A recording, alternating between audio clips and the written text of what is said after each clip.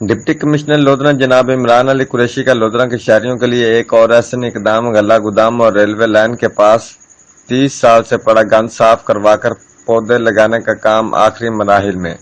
تفصیلات کے مطابق ڈپٹی کمشنر لودھراں جناب عمران علی قریشی صاحب کے حکم پر chief officer municipal committee Lodhran Zohaib Khan لغاری نے چند روز قبل غلہ گودام اور ریلوے روڈ کے پاس پڑا ہوا سینکڑوں ٹرالیوں کا گند اٹھوا کر درخت لگانے کا کام شروع کیا تھا، جو اب آخری مراحل میں پہنچ گیا ہے۔ گزشتہ روز ڈپٹی کمشنر لودھراں جناب عمران علی قریشی صاحب نے غلہ گودام اور ریلوے لائن کے پاس گند اٹھوانے اور درخت لگوانے کے کام کا معائنہ کیا۔ اس موقع پر انہوں نے chief officer municipal committee Lodhran جناب خان لغاری اور municipal officer infrastructure and services Yasir Amin کی بہترین کارکردگی کو سراہا۔ انہوں نے مزید کہا کہ بہت جلد پورے لودھراں کو سرسبز و شاداب اور گندگی سے صاف شہر بنائیں گے۔